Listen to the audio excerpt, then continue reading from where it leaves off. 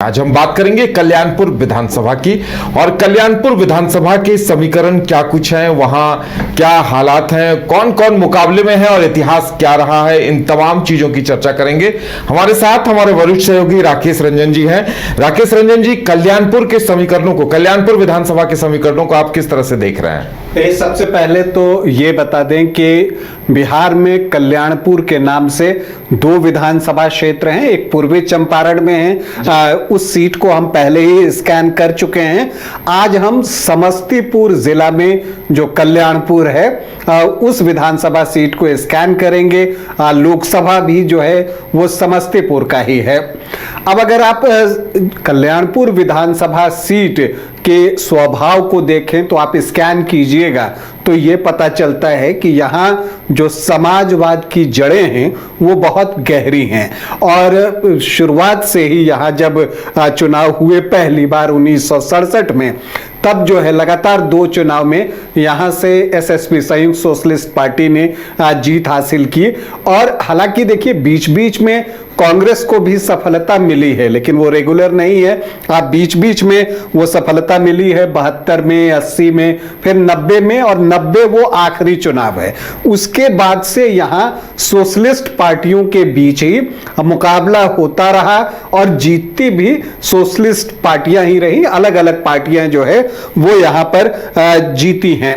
अगर आप यहाँ पर एक और चीज देखने को मिलती है कि ये जो कल्याणपुर विधानसभा की सीट है समस्तीपुर वाली, ये रिजर्व सीट है, जबकि जो पूर्वी चंपारण वाली जो कल्याणपुर की सीट है वो सामान्य सीट है। हालांकि ये कल्याणपुर सीट भी एक समय सामान्य थी, लेकिन 2008-9 परिसीमन के बाद इसे एससी आरक्षित कर दिया गया। और जब से ये एससी आरक्षित सीट हुआ है तब से ये जेडीयू का मजबूत गढ़ बन गया है।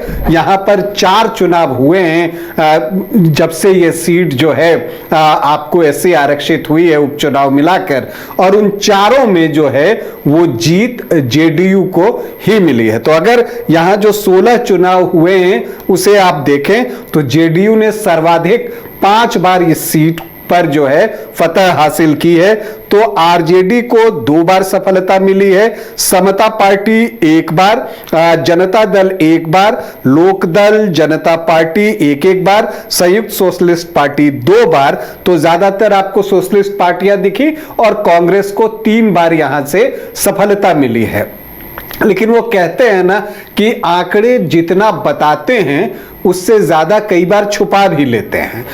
ऐसा मैं इसलिए कह रहा हूं कि जब अभी इस सीट को जीतने वाली पार्टियों की हम चर्चा कर रहे थे तो उसमें एलजेपी का नाम नहीं आता है, जबकि अगर आप देखें तो 2000 के बाद से ही 2005 से अगर आप देखें तो एलजेपी यहां पर मुकाबला देता रहा है और एलजेपी की अच्छी पकड़ जो है वो कल्याणपुर विधानसभा क्षेत्र में है। और जब मैं आंकड़े देख रहा था तो ये 2010 से मैं जब भी देख रहा हूं तो यहां पर एलजेपी का प्रदर्शन जो है वो बेहतरीन रहा है।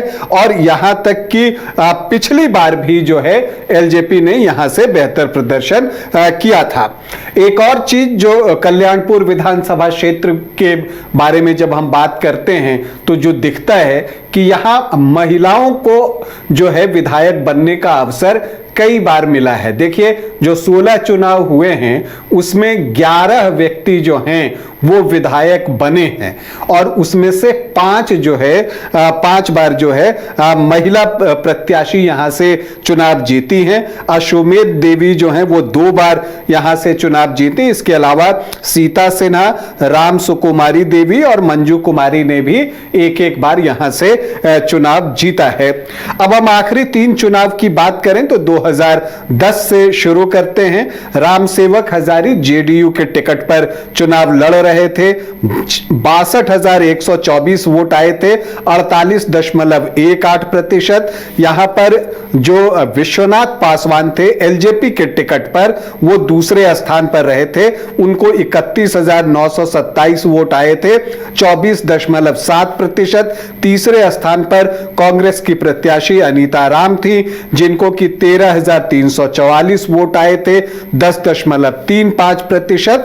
तो यहां पर एक ट्रायंगुलर फाइट जो है आपको देखने को मिला, जिसमें कि रामसेवक हजारी जो है वो 30,197 वोट से चुनाव जीतने में सफल रहे। लेकिन वो अपना कार्यकाल जो है वो पूरा नहीं कर सके, उनका निधन हो गया। और उसके बाद यहां 2013 में एक बाई इलेक्शन होता है, जिसमें जेडीयू की मंजू कुमारी जो हैं वो एलजेपी की रेखा देवी को जो है वो पराजित करती हैं और वो सीट जो है वो जीत लेती हैं। फिर 2015 का चुनाव आता है, तो इस बार रामसेवक हजारी के बेटे महेश्वर हजारी को जेडीयू जो है तीर का सिंबल देती है और वो चुनावी मैदान में उतरते हैं। 2015 में जो है महागठबंधन बन चुका था, जेडीयू आरजेडी कांग्रेस एक साथ जो है वो चुनाव लड़ रहे थे। महेश्वर हजारी को 84,904 वोट आए, मतलब 50.4%। तो 50% का आंकड़ा क्रॉस, तो फिर तो जीत ही जीत है, यही हुआ भी। लेकिन दूसरे स्थान पर फिर एलजेपी के ही प्रत्याशी रहे प्रिंस राज, और उनको आए 47,218। तो एनडीए से प्रिंस राज प्रत्याशी थे, एलजेपी के टिकट पर चुनाव लड़ रहे थे, उनको 28% जो है वो वोट आता है। और महेश्वर हजारी जो है वो 37,686 वोटों से जीत जाते हैं। फिर 2020 आता है और उस समय एक बार फिर से महेश्वर हजारी जो है अपनी सीट बचाने के लिए चुनावी मैदान में उतरते हैं। लेकिन इस बार महागठबंधन में सीट शेयरिंग में ये सीट भाकपा माले को दे दी गई।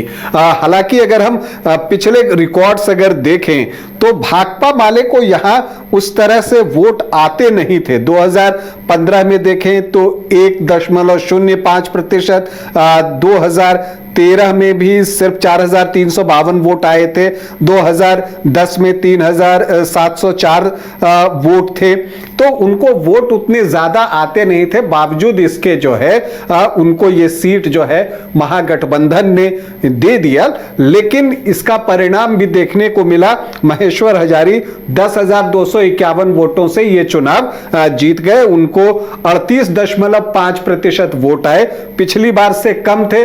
क्यों कम थे? क्योंकि जितने वोट कम थे वो एलजेपी के प्रत्याशी एमोना प्रसाद सुंदेश्वर राम जो है वो लेकर आते हैं 23,163 वोट, मतलब 12.3% वोट। तो ये पिछले 4 चुनाव जो इस विधानसभा क्षेत्र में हुए हैं एससी आरक्षित सीट होने के बाद, उसके आंकड़े ये बताते हैं। लेकिन इन सब के बीच पिछले साल 2024 में लोकसभा का चुनाव हुआ और एक दिलचस्प चुनाव समस्तीपुर में हुआ, जब महेश्वर हजारी के बेटे सनी हाजरे जो कि आपको कांग्रेस के टिकट पर चुनावी मैदान में उतर गए। महेश्वर हजारी जो हैं वो जेडीयू के हैं। तो और शांभवी चौधरी यहां पर जो है वो भी उतरी, 2 मंत्री के जो बच्चे थे उनके बीच यहां मुकाबला हुआ। तो इस बार क्या होगा, इसे लेकर बहुत तरह की चर्चाएं हैं और दावेदार कौन कौन हैं। हालांकि महेश्वर हजारी अपने क्षेत्र में हैं, जनसंपर्क करते हुए वो दिख रहे हैं। लेकिन यह भी बात है कि उस समय पार्टी की नाराजगी हुई थी जब उनके बेटे कांग्रेस से चुनाव लड़े थे। हालांकि महेश्वर हजारी ने उस वक्त ये बातें कही थी कि अब वो चूंकि बेटा वयस्क हो गया तो वो अपने निर्णय ले सकता है। तो इन सारी परिस्थितियों में अगर हम देखें तो जब लोकसभा का चुनाव हो रहा था और सनी हाजरी को जब टिकट मिला था, तो दरअसल कांग्रेस से उस समय एक और दावेदार थे, अशोक राम। ये भी जो हैं वो आपको इस क्षेत्र में उनका एक प्रभाव रहता है। तो इन सब के बीच जो है वो उनके जो बेटे हैं अतिरेक कुमार, उन्होंने जेडीयू ज्वाइन कर लिया लोकसभा चुनाव के पहले।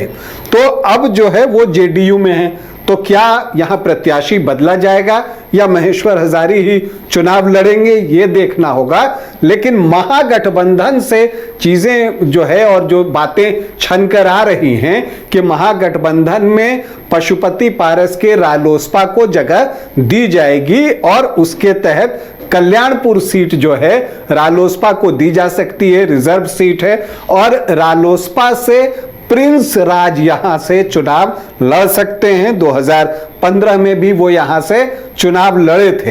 तो अब ये भी दिलचस्पी इस बात को भी लेकर है कि पिछली बार भी एलजेपी का प्रदर्शन अच्छा रहा था। हालांकि जो प्रत्याशी थे अब उन्होंने जनसुराज ज्वाइन कर लिया है, लेकिन एलजेपी का चूंकि प्रदर्शन अच्छा था तो जो दिलचस्पी है वो इस बात को लेकर है कि क्या समस्तीपुर के कल्याणपुर में चाचा पारस की पार्टी रालोसपा और भतीजे चिराग पासवान की पार्टी लोजपा रामविलास के बीच मुकाबला होने जा रहा है। और अगर यह मुकाबला होता है तो बहुत हिट मुकाबला होगा और उस पर सभी की निगाहें भी होंगी। अब हम अगर यहां के जातीय समीकरण की तरफ बढ़ें तो यहां कोयरी और भूमिहार जो वोटर्स हैं उनकी संख्या ज्यादा है। जब ये सामान्य सीट थी तो आप देखेंगे कि कोयरी जाति से जो है बहुत सारे विधायक यहां पर बने। तो अब सवाल उठता है, उस समय कई बार कोयरी अलग और भूमिहार अलग होकर वोटिंग करते थे, लेकिन अब ये किधर जाएंगे ये भी एक बात है। लेकिन जो एक अनुमान के अनुसार है, एससी यहां पर लगभग 21% है, 20.99%, मतलब कि 21% है। उसमें पासवान वोटर्स की संख्या बहुत अच्छी है। यादव वोटर्स जो हैं यहां 11 से 12% है और मुस्लिम 10.6 हैं। तो ये 22-23% का जो है एमओआई का चंक बनता है। राजपूत 4 से 4.5%, भूमिहार 11 से 11.5% और ब्राह्मण भी 3-4% हैं। तो ये 18 से 20% के आसपास का आंकड़ा पहुंचता है। कोयरी, कुर्मी, धानु को अगर आप देखें तो ये 12 से 14% है और वैश्य भी यहां पर 8 से 9% हैं। जो बाकी बच जाते हैं वो अन्य ओबीसी और ईबीसी में आते हैं। सहनी वोटर्स की संख्या भी यहां अच्छी है, 7 से 8% जो है उनका भी यहां पर हिस्सा है। तो ऐसे में अब देखना है कि मुकेश सहनी अपने वोटों को कितना जो है कन्वर्ट करा पाते हैं महागठबंधन की तरफ। और एक दिलचस्प बात है कि अभी जब लोकसभा का भी चुनाव हुआ था तो संभावी चौधरी को जो है वो 52.79%, मतलब 50% से ज्यादा वोट आया था। कब आया था? जब एलजेपी आर जो है वो एनडीए में साथ में इकट्ठा होकर चुनाव लड़ रहा था। इस बार वैसी ही संभावना है विधानसभा चुनाव में भी। तो यहां अभी देखने पर तो एनडीए का पलड़ा भारी लगता है, लेकिन अगर यहां पर रालोसपा चुनावी मैदान में उतरती है तो एक चीज देखना दिलचस्प होगा कि एलजेपी आर और रालोसपा उनके वोट जो हैं, जो कोर वोटर हैं वो ऑलमोस्ट सेम हैं। तो उसमें बड़ा हिस्सा किसको मिलता है? बाकी तो जो परंपरागत वोटों के साथ जो पार्टियां चुनी जाती हैं वो परंपरागत वोट उन्हीं को ही जाएंगे। तो कल्याणपुर में एक जो है वो आपको दिलचस्प मुकाबला जो है हमें देखने को मिलेगा, इसकी उम्मीद हम सभी कर रहे हैं। बिल्कुल, और जेडीयू के प्रत्याशी को भी इस बार घेरने की कोशिश होगी क्योंकि लगातार जीत पर विराम भी लगे, इसका भी प्रयास होगा। या देखिए, जेडीयू प्रत्याशी के साथ अगर आप देखें महेश्वर हजारी मंत्री हैं अभी, तो इस तरह से उनका दावा तो पहला बनता है, वो स्वाभाविक भी है। लेकिन एक बात होती है राजनीति में, कई बार लास्ट मोमेंट पर चीजें सामने आती हैं। हालांकि वो भी वरिष्ठ नेता हैं, लेकिन चूंकि उनके बेटे जो हैं वो लोकसभा चुनाव में जो है वो संभावी चौधरी के खिलाफ चुनावी मैदान में उतरे थे, तो उसे लेकर पार्टी में कई लोगों के बीच नाराजगी थी। अब वो नाराजगी नीतीश कुमार के पास भी थी, उनके अंदर भी थी, या थी से भी ज्यादा इंपॉर्टेंट है कि अभी तक है। अगर अभी तक है तब तो फिर हो सकता है कि प्रत्याशी बदला जाए, और अगर उस तरह का अंदेशा या आपको ये कह लीजिए कि ये ना हो कि ठीक है उन्होंने उस चीज को भुला दिया हो, तब महेश्वर हजारी को फिर से यहां पर टिकट मिल सकता है। लेकिन एक और भी तरीका होता है कि जब आप सीट शेयरिंग में किसी दूसरी पार्टी को ये सीट दे देते हैं तो वो दावा अपने आप खत्म भी हो जाता है। तो राजनीति है, बहुत सारी चीजें सामने होती है, कुछ चीजें पीछे भी होती है। तो देखना है कि कल्याणपुर में इस बार जो है जेडीयू चुनाव लड़ता है या आपको यहां पर एलजेपी आर जो है वो चुनाव लड़ता है। चलिए, तो दिलचस्प समीकरण है कल्याणपुर विधानसभा के। इंतजार किया जाए कि प्रत्याशी कौन कौन होंगे और किस तरह से रणनीति वहां बनती है। मालिक पैदा नहीं हुए तो क्या बन तो सकते हैं। मालिक वो होता है जो चाहे कुछ भी हो जाए हर सिचुएशन में अपनों को सेफ रखता है। वैसे ही बाल मुकुंद टीएमटी आपके घर को हमेशा सेफ और भूकंप से सिक्योर रखेगा। मालिक की तरह ही बाल मुकुंद टीएमटी में है दम, इसलिए यह है नंबर 1। और देखिए हमारे फिल्म मालिक 11 जुलाई से अपने नजदीकी सिनेमाघरों में।